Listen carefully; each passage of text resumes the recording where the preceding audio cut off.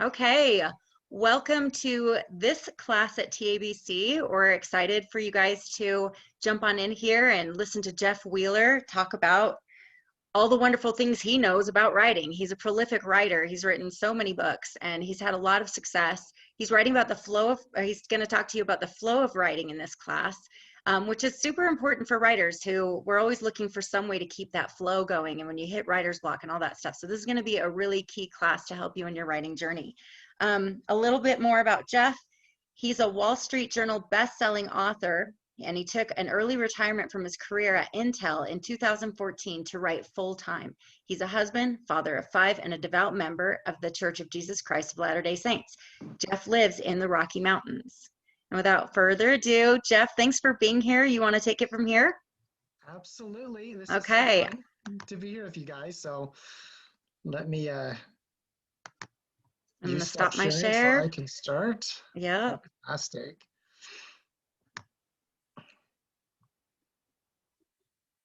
And you're now the host, so go for it.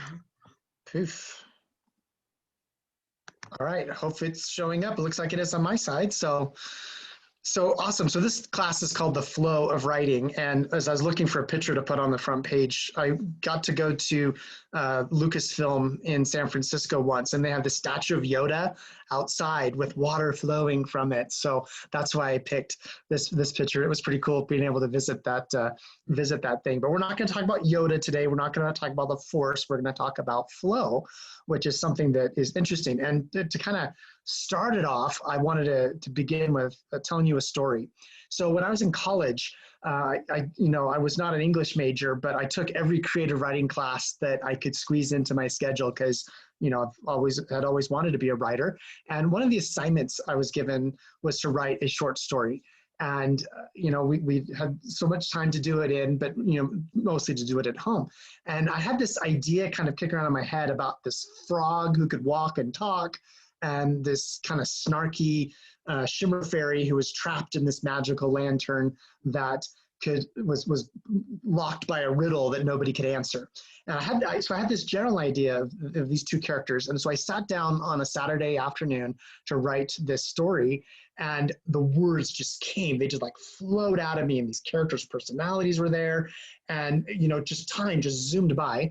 And then all of a sudden, a couple hours later, I had written the entire story in one sitting, and I'd never really done that before. And I'm like, wow. And when I went back to edit it later, I made very few tweaks because I'm like, wow, this works really well. Well, I turned it in to my professor, and he gave it an A+ and said, wow, this should be a children's story. And I was like, really? This is just a homework assignment. And that's where the story The Wishing Lantern came from. And it's actually the first story that got accepted by a magazine. And it's actually the first story that I self-published many, many years ago. And this is some of the artwork from it. And I was often wondering, like, what happened? What made that writing session that I was doing that made it click like it did, that made it that these characters could talk and came forward. And I've had that experience before while I was in high school. Sometimes a writing session would just zoom by, and the chapter or the scene would write itself. And I wanted to learn, how can I capture that magic more often? And it wasn't until later that I found out that science actually has a name for that experience that you go through. It's called flow. And in order to understand that, you need to know just a little bit about what it is, and the guy who kind of figured it out, that it was a thing. So this scientist named Mihai Csikszentmihalyi, and try saying that 10 times fast. This guy's name is really hard. In fact, you can go find on YouTube how to pronounce his name. I've practiced. But this, regardless of how to pronounce Mihai's name, he's a scientist that figured out this idea of flow and what it is. And then basically the flow state is something that anybody can get into. It's not just for writers. It can be, an ice skater. It can be a business person, a musician. It doesn't really matter. But basically flow happens when the skill is challenging enough, when your skill is high enough and the challenge is hard enough. So you need both. It's a combination of both skill and challenge. So if you look at this matrix, kind of this 2x2 matrix, that if you don't have a lot of skill in something and the challenge isn't there, you develop apathy. You don't really care about it. If the challenge is really high and your skill is really low, that causes anxiety, right? And so what you really want to do is you really want to find a way to be able to get into that peak level of performance where the skill is challenging, your skill is strong, but the challenge is also hard too. And that's what generally produces this flow state, which Mihai defined as being the optimal state of consciousness where we feel our best and perform our best. Now, again, this doesn't just apply to writing. You can think about other parts of your life that this could work in. So how do we get into this flow state, and what does it look like, and how can we maybe get ourselves into it more often than we do now? Maybe you've experienced it yourself. Maybe you've had a writing session where something just flowed, and another writing session that it just felt like it crashed and you couldn't come up with anything. So finding out how to get into flow more regularly is only going to help you, because if you think about it, when you're going to be a full-time writer like I am, you have to generate hundreds of thousands of words like on the clock and a lot. So being able to do this is super important. So first of all, what does flow feel like? And as we go through this list real quick, I want you to see if you recognize any of these things and any of them resonate with you as something that you've been through. So what Mihai's research showed was that often it involves having clear goals about what you want to accomplish, like before you've started the session. Flow feels like intense concentration and focus. It's intrinsically rewarding, meaning you want to be doing it. It's not just like a homework assignment, but it's something that you value, you care about, and you're motivated from within to do something about it. There's also the absence of self-consciousness. And I find this one very important and interesting because often, especially when I was younger, I have this kind of inner critic inside my head. And maybe you've had that too, where you're like, this writing, my writing sucks, or I'm never going to amount to anything. And flow turns that off. And isn't that nice, right? When you get into a flow state, that voice is gone. I call it imposter syndrome. You can look it up. It's not a fun thing to experience. Also with flow, you experience a sense of timelessness where time can run away from you and hours can pass and it doesn't even feel like it at all. With flow, often you make progress, or you can tell that you're doing well through performance feedback. You also maybe have the sense that your skills meet the goals or the challenges that you have control over the situation, and that you don't even think about being hungry or thirsty, that time just vanishes for you, and that you're able to completely focus on the activity. Now, getting into flow doesn't mean you're going to experience all 10 of these things, but these are just some of the characteristics that many others have expressed, whether they're musicians or athletes or writers or drama people. There's many different fields that this plays in, and I'm just curious and think about for yourself, how many of these have you felt as you've been writing or participating in something else? So this maybe leads you to the question next of how can you improve the odds of getting into a flow state? I mean, I know that's a question I asked myself after I listened to Mihai's talk and started to analyze his research. It's like, well, if flow's not magic, if flow's a state of mind that you can get into, how can I get into it more regularly? That's something that was very interesting to me and I wanted to know. And so I've done a little bit of research and I've done a lot of practice on this myself.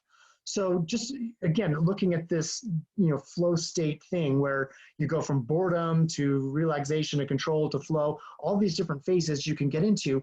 Well, if you know what the two metrics are, if one of them is challenges and one of them is skill, then there's two things you can do right off the bat to improve the odds that you're going to get into a flow state. One of them is increasing the challenge, and the other one is increasing your skill at it. And two things that I've done just off the top of the bat in my own life and in my own writing is I challenge myself by setting a time limit for myself. Now, when you get into a flow state, you don't keep track of time, but what I do is I try to write a chapter. For me, when I have a writing session, I try to write a chapter in 2 hours or less. Now, sometimes I go a little bit more. Often when I get into a flow state, it's been an hour and a half and I'm done. And I'm not even aware of the time. But by setting a time limit for myself, it kind of creates a challenge, like, hey, I dare you to do this. And again, nobody's doing this for me. This is something I'm doing for myself. So increase the time, a limit to it, to increase the challenge of what you're doing. Now, the other side of the spectrum is your skill, right? And so one of the things that I found is, well, set a goal. And the goal, not the time limit, but the goal is, how many books are you going to write, or how many chapters are you going to write in a certain amount of time? So for me, I set a goal that I'm going to try to complete 3 novels a year. Back earlier, my goal was to write just 1 novel a year. And to me, I thought that was a really hard goal. Now I can write 3 or 4 in a year. But before, writing a novel a year, I thought, well, I need to write so many chapters a week to be able to have the time to edit and do those things. So having the discipline and the practice of doing that was something that helped me to create that artificial tension inside myself that helped trigger the flow state, so that when it was my time to write, I was able to get into that state a little bit more quickly. So those are just 2 just off the cuff ideas that I hope you can see are ways that can impact or make a difference in your own writing, and how you can get into a flow state too. I've got some other advice that I have found over the years, and as I've read other books and studied this topic even more, I found these nuggets kind of tie in together a little bit. So here's 4 more principles that I wanted to teach you in this class, that maybe 1 or 2 might be helpful to you, or maybe all 4 of them will be. It'll be up to you. So the 4 different things I'm going to talk about next are eliminating distractions, taming your monkey mind, harnessing boredom. I mean, really, yeah, harnessing boredom, and making your bed. And I'm not just being a parent here, but there's actually some science behind this too that I think would be very interesting for you to know about if you didn't already. So we're going to talk about each of these kind of one by one, and I'll share some experiences that maybe will help you see how you can apply it. So let's start with the first one. So for eliminating distractions, I think this is really important, which is why I put it as number 1 on the list, in order to be able to get into a flow state more quickly. For me, in order for me to eliminate distractions, I do very specific things before I start my writing sessions, and I do this every time. For example, I have noise canceling headphones. I have found that just the act of having those headphones helps me eliminate just some distractions, because I'm very sensitive to noise. And so hearing cars driving down the street or things like that. So I'm not even listening to music. I actually use the noise canceling to blot out noise in the environment, that like maybe the fan humming on my laptop, or cars driving down the street, or a dog barking in the neighborhood. Those are things that those headphones kind of help to tamp down for me. I also use, strangely, a white noise machine. So I've got one sitting here on my desk, actually, and I turn that on. So you think, well, why have noise canceling and a white noise? But it actually works together, that when I hear that background noise, that whooshing sound drowns out most ambient noise, so that I can't really hear what's happening. Dishes clattering in the kitchen, or the dog, barking inside the house. Those are things that happen. So I just find the white noise machine really helps. I also take my cell phone and I turn it off. I don't power it down, but I turn off all of the alerts. So that way I don't get texts, I don't get phone calls. I think that's super helpful for me to not have my phone popping up and telling me, hey, pay attention to me. That needs to go in my pocket, or a place where I can't see it. I also make sure my email's closed and any Facebook chats are closed. I don't want people popping up and giving me messages while I'm in the middle of a writing session, because those things will distract me and actually rip me out of the flow state. So I really carve off that time and try to eliminate as many distractions as possible. Also, I hang a sign on my door that says, and this is a picture of the sign I actually have on my door. It says, "World building in progress, do not disturb." And especially like during summer breaks, and especially during COVID, my kids need to know when I need to have no distractions, when I'm actually working on a chapter. And I shut the door, I put that sign out there, and they've actually taken to going to our label maker, and they've created these little labels that they've come and added to my sign, that I think is super funny. And so sometimes I'll open the door and there'll be a new label on top of my thing as my kids wander by and leave me notes on my do not disturb side. But that's kind of an outward signal to the rest of my family that, when I'm in the middle of a writing session, this is when I need to get into that flow state. And this is how I have found it really helps get into that flow state faster by eliminating those distractions. And so again, find out for you what works for you that maybe will help eliminate distractions so that you're not jumping on different things so that you can focus on your writing. Okay, let's talk about the next one I think is also interesting. This is called Taming the Monkey Mind. This came about actually from a TED Talk in 2016 by a guy named Tim Urban. And it really appealed to me because I'm not a huge procrastinator myself, but this talk was called Inside the Mind of a Master Procrastinator. And I'm like, well, that sounds interesting. And I watched it and I loved it so much that I shared it with the rest of my family.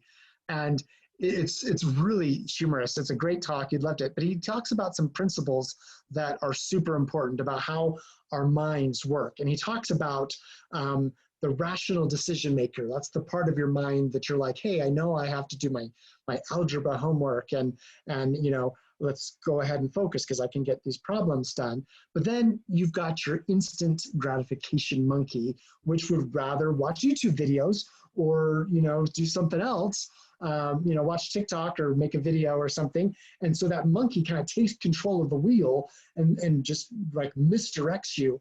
And then what happens is all of a sudden you realize like, oh no, I've got a deadline coming up. I got this homework's due tomorrow.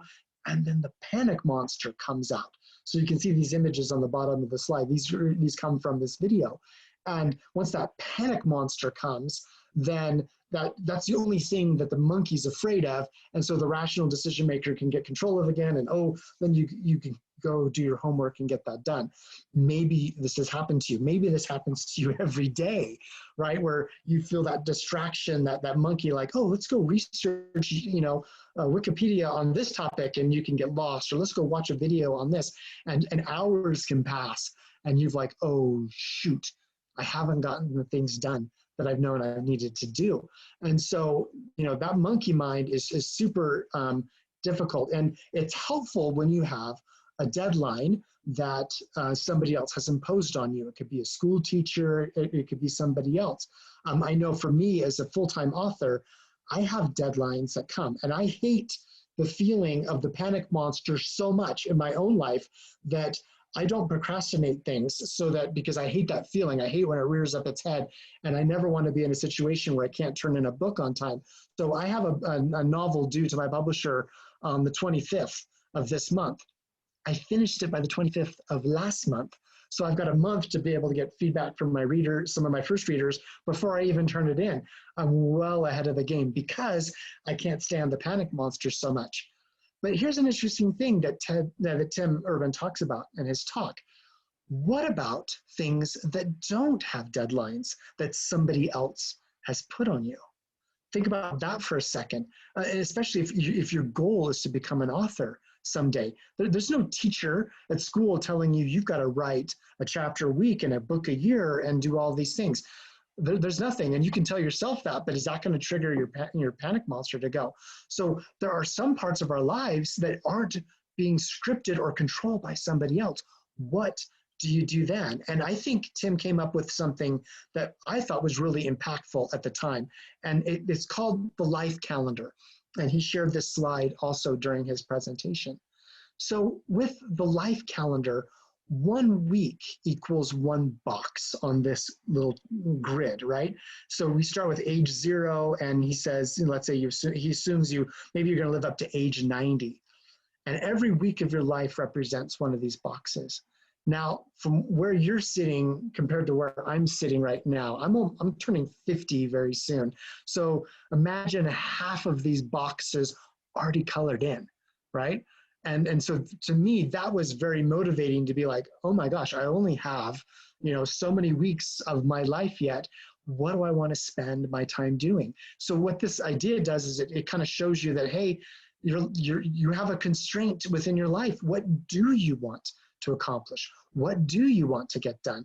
If you want to become successful at anything, like it takes over 10,000 hours to gain mastery of something. In the field of writing, it's about 1,000,000 words worth of practice. How many years is it going to take you to get to that 1,000,000 words? When are you going to start? Well, the fact that you're here at Teen Author Bootcamp shows that you're interested. So think about that. Think about setting goals for yourself. Think about maybe your own life calendar, and how are you going to fill in those dots so that you can determine where you're going to go. So again, for me, imagining this chart being halfway full was motivating to me to be able to say, no, if I want to be able to write full time and I want to be able to do that, it's super important to me to be able to, to put in the time and to do that, to not be distracted by that instant gratification monkey. So those are two of the principles, again, that I have found to be super helpful in this field. Here's a third one that I want to talk about, called harnessing boredom. And when I first thought of this idea, I thought, maybe your reaction might be like, wait a second, being bored is about the worst thing that can happen to me. I know I've got an 11-year-old son right now, and we had school was a delayed start this week because of all the high winds that were coming through our area. And it's like he had 2 extra hours in the morning, and we're like, find something to do. And he was bored. He like wanted to be at school, because at school there was a structure and there's a pattern, and he was really just like, he couldn't handle being bored for a little bit of time. And maybe you felt like this too. So maybe boredom is like something that you don't want to harness, you don't want to embrace, you want to avoid at all costs. But there's some things that there's some power that can happen in that too. When I had my job at Intel many years ago, I had to babysit a class where it was a self-instructed class. I was just there to hand out the tests at the end. I didn't have to teach it. I just had to sit there. And that was the most boring 4 hours of my week. And so I would bring homework with me. I would bring, this is when I was at college, I'd bring stuff to do, because sitting during that class was really hard to, have to wait 3.5 hours to hand out a test for people to take at the very end. It was difficult to be bored for that long. And so let's talk about ways that you can harness that boredom, maybe to your advantage and to your help. And so there's a kind of a story I want to tell called The Parable of the Gems. And I learned this story when I was a seminary teacher.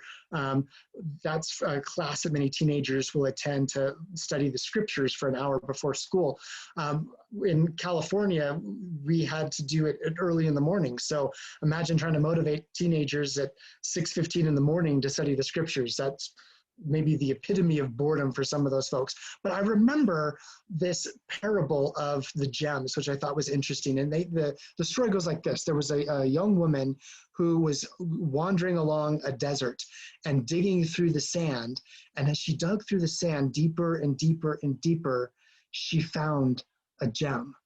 And, wow, how cool is that? And so she put it in a pouch that she was carrying, and then went along to the next hill and was digging and digging and searching, and then didn't find anything, and went somewhere else and dug and sifted through the sand to try to find another gem. And after other time, boom, there she found another one. Maybe it's smaller than the first one. So she put that one inside her pouch.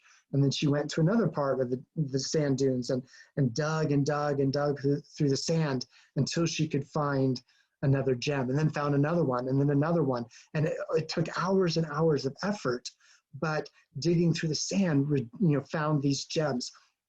She took those gems in her bag back to her village and polished them and cut them and shaped them and formed them until they could be beautiful jewels that could be sold for a lot of money.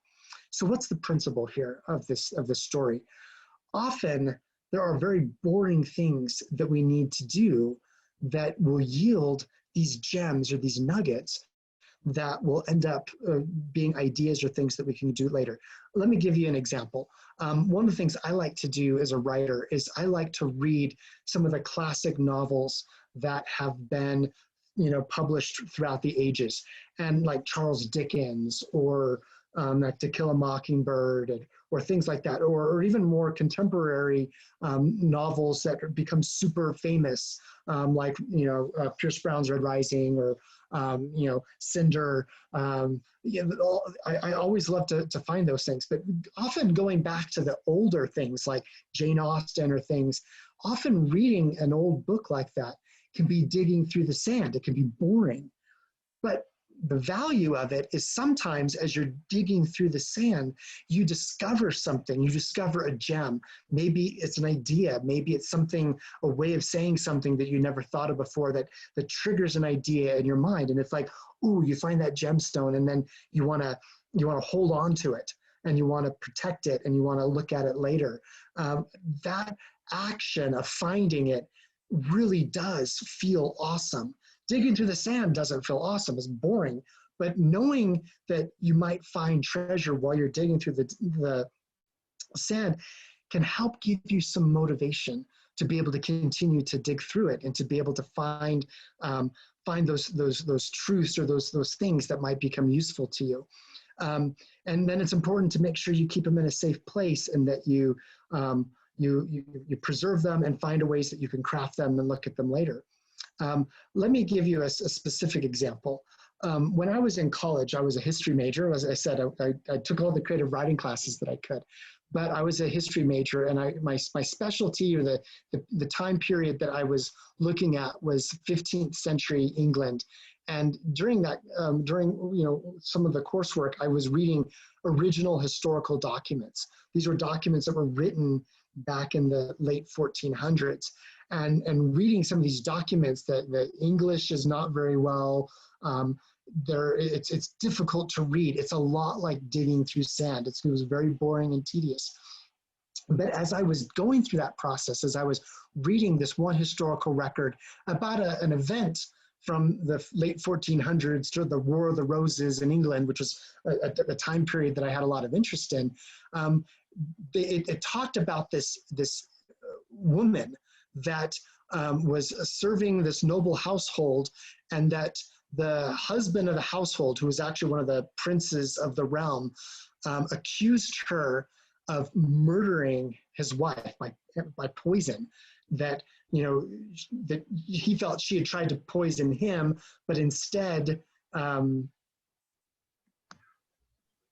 is everything okay? Okay, just want to make sure. This accusation had been made of poisoning she was trying to poison him, but instead poisons his wife, and the wife ends up dying. And so this prince, gives this, puts this woman through a trial, finds her guilty, and then has her executed. He did not, as the prince, have the authority to do that. Only the king, his brother, had the authority to do that. Well, this woman's name was Encheret Twinaho, and she's a historical person. And I remember reading about her going, wow, this is an interesting story. And all I remember hearing about her is, that it was because he executed her that he fell out of favor with his brother, and then his brother ended up killing him. And so, this woman, I hardly even remember this episode of this woman being done, but I remember writing it down, and I remember finding that, a very interesting historical anecdote. Well, years and years and years later, as I was coming up with the idea for my book, The Queen's Poisoner, I remembered that gem that I found all those years ago. And it really just was like, oh, maybe I could have a character who is a poisoner, and maybe she actually did try to poison the guy and it failed, and it kind of a botched attempt, and she fell out of favor and stuff. And so it actually became, I changed her name to Encheret Triniawi, who has now become one of the absolute favorite characters in all the books that I've written. And what's super cool is that book, The Queen's Poisoner, and that series, I'm actually working with the studio to have turned into a TV series. And so the thought of someday seeing Encheret, who started as a little note that I found in historical manuscripts back when I was in college decades ago, I'm going to see her on a TV screen someday in the next year or two. And that just is super cool. So again, those gems that you find by digging through all the boring books, trust me, it's worth it. And you can find it. One of the techniques that I use as I'm finding those gems is, they're not real, right? So I actually will send myself an email with the idea or that nugget, and I'll put it into a special folder that I have. And later on, I'll go looking through that folder for ideas. And it was actually that process that yielded the Queen's Poison, or it was going through and finding her as a character and weaving her into the story as I did. So definitely I have found a lot of success digging through stories or books or things from a long time ago and finding nuggets that I can still use today. And often many of the novels or the series that I write came about because of something like that, that the idea, the little seed of the idea was discovered all that time ago. So there's a story of Anchoret that maybe will help you. All right, the next principle that I want to talk about is making your bed. And again, I'm not trying to be your dad here telling you to make your bed, but this was something that I found interesting, and I have found it repeated as well through other science and other research which has been done. So there's a military man, a Navy SEAL named William McRaven, and he gave a commencement speech at the University of Texas, Austin in May of 2014. You can watch his whole speech online. And this is one of the principles that he talked about during his speech. But it was a principle that really stood out to me because it's something that I had found that I had been doing for many, many decades before I even listened to his talk. And I hope that this principle will be useful and helpful to you as well.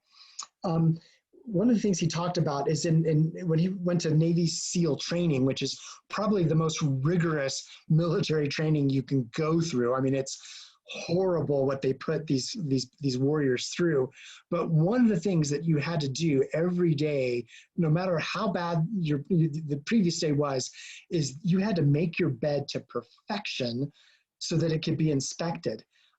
If they found a single wrinkle in the wrong place, often what they would do is they would turn you into a sugar cookie, which means you have to run out to the beach, go into the water, come back on the sand, and then roll in the sand until you have sand all over your body from head to foot, all because you didn't make your bed to perfection. So imagine that kind of consequence. That might motivate you, right, to be able to make your bed appropriately. Now, that wasn't the point that Admiral McRaven was trying to teach about, hey, you don't make your bed, you got to go become a sugar cookie. What he talked about was the discipline of the first thing you do when you get up in the morning is making your bed and doing it is doing a good job, because it's the first thing you've accomplished for the day. It's like an accomplishment that gives you a little hit, like, hey, I've done something. And then no matter how crummy your day is, whether you've been facing the surf and having your boat tipped over and crashed, or even becoming a sugar cookie yourself because of something you did during training, at the end of the day, you get to go to bed at night and lay down on a bed that's already made. And just that way of beginning the day and that way of ending the day is something that brought a lot of peace and calm to his life as he's going through these rigorous training, and he still does it today. And what I have found in association with this principle that Admiral McRaven had taught was that discipline is something that requires willpower that we do. And that willpower is something that can improve and get better over time as you practice something. So even doing a little task like brushing your teeth every day, making your bed every day, doing those tasks every single day is something that actually will build up that willpower to give you some willpower to handle a more difficult task that comes later. And actually, when those tasks become rote to you, when you were able to do it over and over again, it actually requires less and less willpower. And so it's like, those are like little exercises that you can do to build up your willpower reserve. Habits basically are things that require less and less willpower because you've kind of drilled them into your life. And so I remember, reading, hearing his talk, and then I remember reading a book later, a couple of years later, about the power of habits. And there's a quote about it within about making your bed. And I'm like, oh my gosh, it like tied into what Admiral McRaven said. And the quote is this: making your bed every morning is correlated with better productivity, a greater sense of well-being, and stronger skills at sticking with a budget. Now, again, none of this talks about writing a book, but just bear with me for a second. Like correlated, that doesn't mean it causes it to happen, right? Making your bed is not going to cause you to be more productive. But it's those little things that we do that build up our willpower that ends up helping up with the big things like, hey, I need to write a 100,000 word novel. Think about that. That takes a lot of willpower to set the time aside in order to do that and to be able to do it regularly and consistently. It's not easy to do. And so having those little practices and those little habits certainly become helpful over the long run, and we'll be able to do that. And so I have found that in my own life that for me, I found out like, I know I want to be healthy. I know I want to, eat right and go exercise. But like after a long day at work, I never felt like doing that. So for me, I found that I could get up earlier in the morning to go work out, to be able to do those things, and that those things become habits so that when the alarm clock goes off, I don't even like think about, oh, I'd rather be sleeping. It's now a habit. I just get up, I go to the gym, and I do my exercise for the day. And there's no other time in the day that I would rather do it. And when I get back, I make my bed. I always make sure that my bed is made every day. And that gives me that little sense. Now I haven't just accomplished one thing during the day, but then there's been a couple of things that have happened during the day. So this book by Charles Duhigg, we're going to talk about in just a little bit, but this principle, making your bed, it's not just a life hack. It's something that will actually build up willpower and is one of many things that you can do to just little habits that you can create for yourself that will make other habits easier. I know for me, I write my chapters on certain days and certain times of the week. It's become a habit so that I don't even have to think about, am I going to get into flow today? No, all of these kinds of things, all these different principles that we've talked about have helped me to be able to come up with a consistent time and a consistent way of doing these things, which have helped me become the writer that I am today. So the last page that I want to talk about are 3 books. And you might want to write these down as books that help kind of build on some of these principles that we've talked about, that I have found as I've read them have really resonated with me as an author. And again, these are just things that I would recommend, and a lot of them are audiobooks, so you can listen to them. But these are books that I think for me helped give me some self-motivation to want to improve my life and to want to be the best writer that I can be. I'm going to start with the middle book, which is the one I read first. It's called Switch by Chip Heath and Dan Heath. These are 2 brothers that are researchers. And I love this book because it's about how to change things when change is hard. And it really, maybe you feel like, man, I want to be able to do this, but I can't do it. The book really talks about an awesome framework about how to get your mind in order. It's a little bit about the rational decision maker and the instant gratification monkey. In the book Switch, he talks about all of us have 2 parts of our mind. One is the writer and one's the elephant. The elephant is your emotions. The writer is the rational decision maker. And the rational decision maker is a lot smaller than the elephant. So when your emotions say, hey, I want to go do this, the best thing to do is get both of them aligned so that you don't have one guy tugging on the elephant. The elephant's like, I'm going this way, and the writer's going, I want to go this way. Switch really talks about how do you get both of those things, your thoughts and your emotions, in alignment so that you can go accomplish the things that you want to accomplish instead of having to be fighting yourself all the time. And it tells some really amazing stories that I think you're going to find interesting and maybe helpful in your own journey. So Switch by Chip and Dan Heath, really amazing. The next one is called, I want to talk about The Power of Habit by Charles Duhigg. This is the one that I talked about, the making your bed as being a habit that is correlated to other life success skills. That's interesting.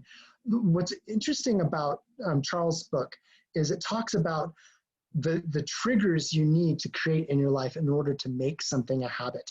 There's some very concrete things that you can do to reinforce the habits that you want to be able to do over and over again. And he kind of lays out those different principles, which I find really helpful. And I have found in my own life, having set times to do things and rewarding myself in certain ways are things that can create that virtuous loop that make these habits stick and that make them interesting, you know, that make them something that they get repeated over and over again. So his book is really helpful in kind of understanding how habits work and how you can create them and program them and make them so that they will last and so that they will stick for a long period of time. I find that book really helpful. The final book, in fact, I just read this one over the last month. And I found it really helpful knowing that I was going to be teaching this class at Teen Author Bootcamp. It's called Indistractable by youre. And this book talks about the science behind our cell phones and about other things that distract us. But more importantly, this book talks about how we need to schedule parts of our time so that we'll actually know when we're being distracted. If you're not scheduling things at all, then you don't know when you're distracted. And it really talks about how we need to be, it doesn't talk about how phones are horrible. It just talks about how they are tools. And are we using the tools in ways that will help us, or are the tools using us? And so he's not saying, hey, get rid of smartphones or never log into the internet ever. He's just talking about how we live in a society today where we need to learn how to control how these things impact our lives. And I really found some of those principles, and I've actually been applying some of them with my wife to just talk about how we can schedule certain things that are really important to us in our days and in our weeks to make sure we're accomplishing those things that are really high on our values scale. So Indistractable, amazing book. I'm really glad that I took a look at it. So I hope that looking at books like this, and I hope that this talk has been something that maybe has spurred some ideas or some things. So what we're going to do next is we're going to open it up for some questions. I know that there's been some questions coming up, so we're going to turn some time over to that so that we can maybe answer any questions you have or thoughts that you would like to share. So let's go back there. Okay, thank you, Jeff. That was awesome. I hope you guys took a lot of notes. That was rich and thick with wonderfulness. Okay, I'm going to go through some of these. We don't have time for all of them, but let's see what we got here. Jeff, how do you add and create sub-characters necessary to your plots? Great question. Sub-characters are really important. And one of the tricks that I like to do is I like to find my sub-characters through people that I really know. Because by knowing people, you can leverage some of their personality quirks. Sometimes it might be their name that I'm borrowing. Sometimes it might be a personality trait. Sometimes it's the whole thing. In fact, just this week, I had a friend was reading a book, and I had put her husband into the story, and she didn't know it. I used his name, I used his mannerisms, and she finally discovered it for the first time like this week. And it was so funny because I got a text going, oh my gosh, I got to page so-and-so. And I couldn't believe, I was laughing hysterically because she had no idea that I've been doing this months and months and months, maybe even a year ago. And she finally got to that point where she found it. So I like to weave in friends, sometimes enemies. Like I have some of the villains of my books have been executives or managers at the companies that I've worked for. Another place that I search, not just friends or family or people like that, is sometimes I'll look at a side character in an obscure movie that I like, and I'll go, wow, this side character maybe was given 2 or 3 lines. I'm going to bring them over and I'm going to give them a more active role. For example, in my Muirwood books, I actually stole somebody from the play Henry V and gave him a starring role instead of, he had maybe 8 lines in the entire play, was a really, really side character. I gave him a lot more screen time and made him a lot more important character. The name was different, but the inspiration came from a Shakespeare play. And so you can find many different ways to kind of pull, and the more you can connect with it, the better. I love that Shakespeare movie, and I love my friends, and I love being able to weave them into my stories in different ways. Great. Okay. Let's see. How about, although it's your job, how do you find the motivation to continue to write a story? Um, that's a really interesting question because, I didn't achieve my success for a long time. Like I wrote 5 novels while I was in high school. None of them are any good. But those were all practice. They were all helped me with the practice. But I was writing for years during college, during my early part of my career.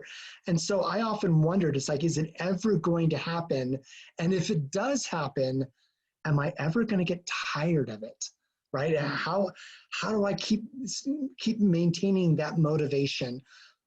For me, it's important that, a lot of different writers will give you different advice. Like, you need to write every day. I don't subscribe to that. I write during very specific times. I write on Mondays, Wednesdays, and Fridays. And even if after I've written a chapter, I might still be totally amped. I might be in the flow state, and I could easily write another chapter. But I found for me that if I overdo it, if I tax that creative muscle too much, then I kind of lose that kind of motivation and interest. And one time I was having a hard time hitting a deadline, and I had to write 5 days for like 2 or 3 weeks in a row. And by the time that was done, I was really burned out. So for me, having an off day so that I can rest that creative muscle and then keep to a specific schedule has been really important for me in order to be able to keep that motivation. So I still love what I do. And the worst day being a writer is still better than the best day I had while I was at Intel. I'm grateful for those experiences, but I'm doing the kind of job that I love, and it has not become work for me. It's something that has just it continued to motivate me. But if I did it too much, if I did it every single day, I would start to get burned out, and it would be more difficult for me to keep doing it. Here's another question. What do you do when you can find the flow at the beginning and the end of your story, but can't seem to find it in the middle of your story? That's an interesting question because the flow state happens to the author, not necessarily to the story itself. And so the story itself, when you think about it, you need to look at the flow of it from your beginning, your middle, and to your end. What I like to do is I like to look at my pacing of the story.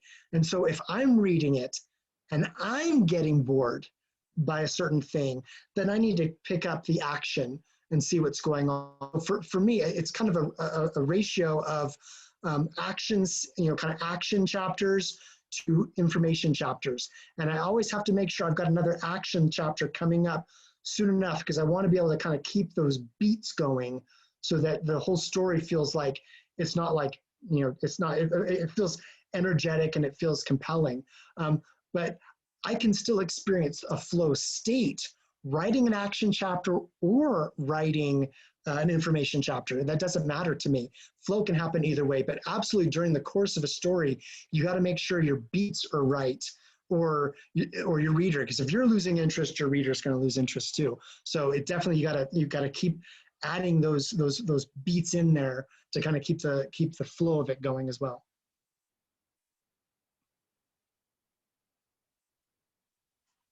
Audio. Sorry.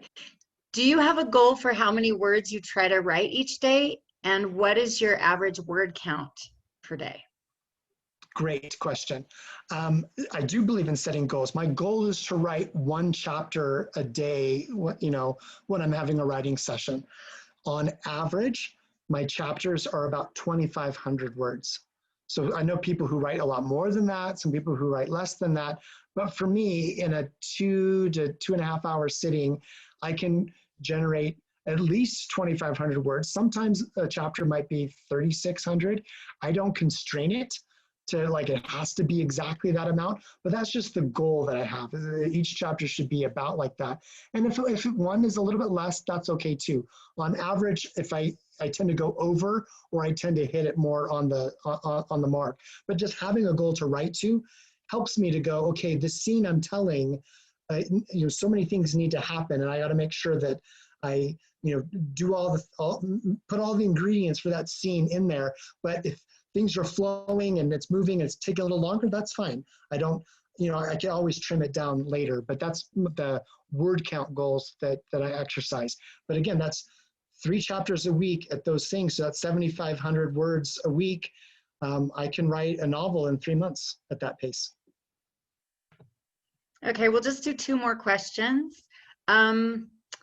How do you adapt characters inspired by your loved ones or friends to the story you're writing?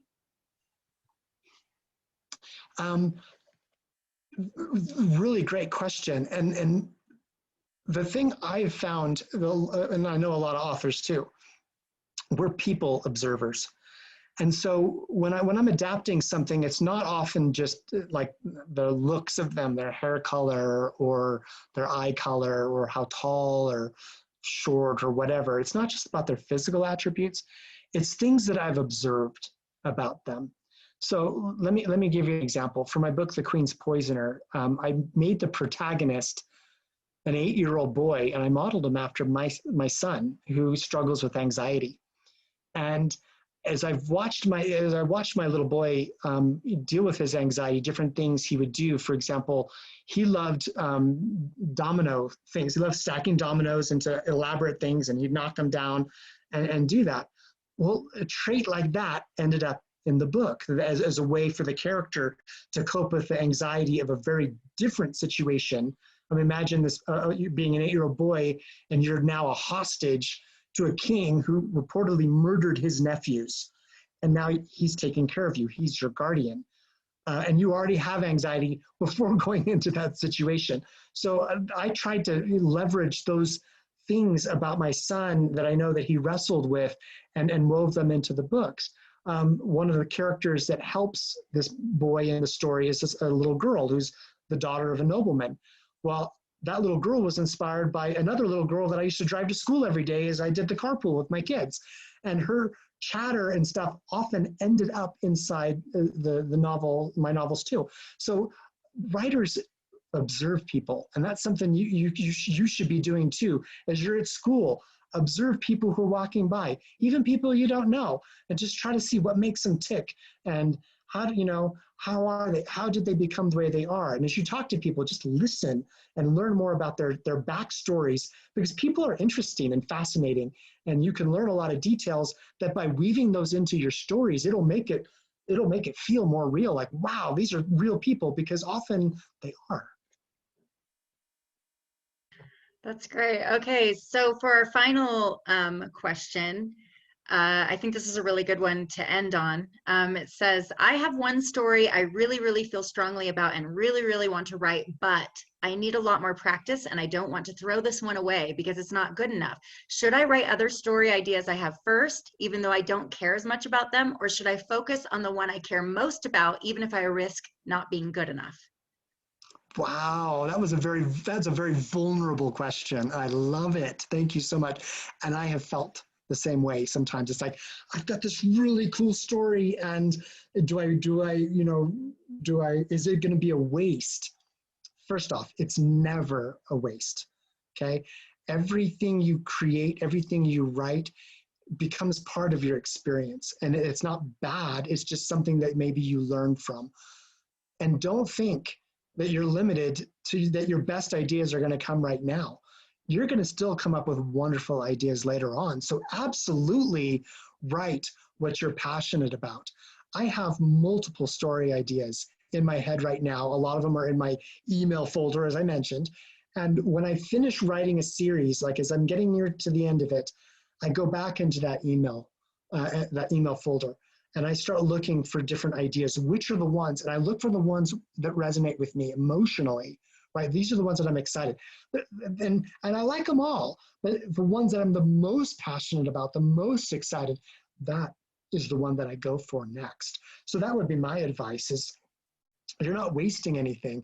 You're actually improving your skill, which will benefit you down the road as well. And you never know, maybe it's what you learn from that experience of writing the story you're passionate about, which is going to help springboard you to the next level, and going to give you the motivation to keep writing it.